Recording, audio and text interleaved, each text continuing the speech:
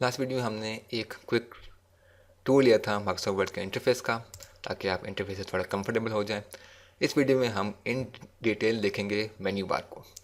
Menu bar में वो सारी कमांड्स होती हैं जो कि हम यूज़ करते हैं माइक्रोसॉफ्ट वर्ड में, और मेन्यू बार पे टॉप पे हमारे पास होते हैं मेन्यू हेडर्स, और मेन्यू हेडर को हम क्लिक करें तो नीचे वो सारी कमांड्स खोल लेता है जो कि उस मेन्यू हेडर से रेलिवेंट होती हैं। लाइक फॉर एग्जांपल, मैंने फ़ाइल का मेन्यू ओपन किया तो उसमें जो कमांड्स आ रही हैं वो रेलिवेंट है फाइल से। लाइक मैं एक नई फाइल खोलूँ, एक ऑलरेडी सेव्ड फाइल को ओपन करूँ, फाइल को क्लोज करूँ, फाइल को सेव करूँ, सेव एज करूँ, फाइल को प्रिंट करूँ, एक्सेट्रा।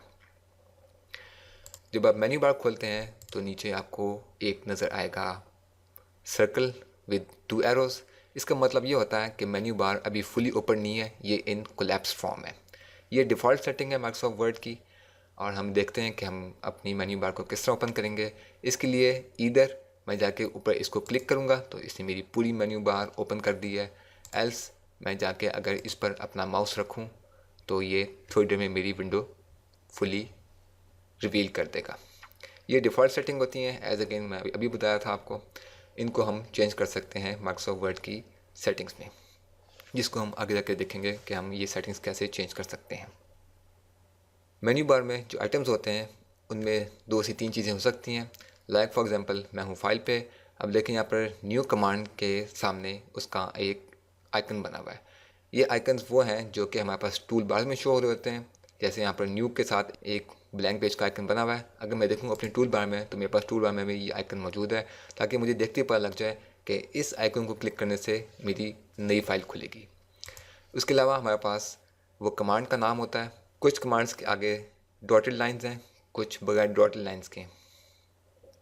अगर तो कमांड के आगे आपको डॉटेड लाइन नज़र आए, इट मीन्स कि इसकी एक और विंडो खुलेगी इस कमांड को परफॉर्म करने के लिए। अगर तो आपको उसके आगे डॉटेड लाइन ना नज़र आए, जैसे क्लोज के केस में कोई डॉटेड लाइन नहीं है, मीन्स कि जैसे ही मैं इसको क्लिक करूँगा ये डायरेक्टली कमांड अप्लाई हो जाएगी। इसके अलावा हमारे पास कीबोर्ड शॉर्टकट्स होते हैं कुछ कमांड के सामने। जैसे यहाँ पर ओपन के सामने कीबोर्ड शॉर्टकट की नज़र आ रही है, Ctrl+A। मैं चाहूँ तो मैं मेन्यू में आके फ़ाइल ओपन कर सकता हूँ। दूसरा मेथड, मैं चाहूँ तो अपनी टूल बार में ये आइकन क्लिक करूँगा तो मेरी फ़ाइल ओपन करेगा। थर्ड मेथड, मैं चाहूँ अगर तो मेरे पास कीबोर्ड शॉर्टकट की अवेलेबल है, मैं कीबोर्ड की मदद से Ctrl और +O की प्रेस करूँगा तो मेरी फ़ाइल ओपन कर देगा। कुछ कमांड्स के सामने कीबोर्ड शॉर्टकट्स नहीं है, लाइक क्लोज के सामने नहीं है, सेव एज के सामने नहीं है। इस केस में हम चाहें तो अपनी मर्ज़ी से इनको कीबोर्ड शॉर्टकट कीज़ असाइन कर सकते हैं, जिसको हम आगे जाके देखेंगे।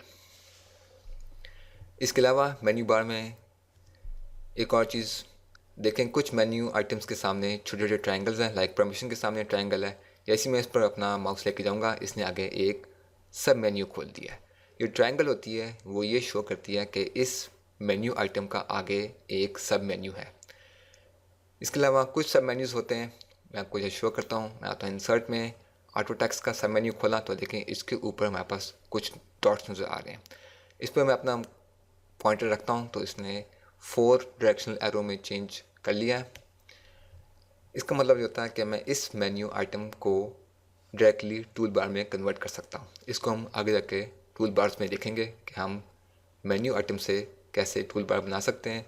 और इस मेन्यू आइटम को जिस पर हमारे पास ये ऑप्शन अवेलेबल हो डॉट्स का, इनको हम बोलते हैं टियर ऑफ मेन्यू।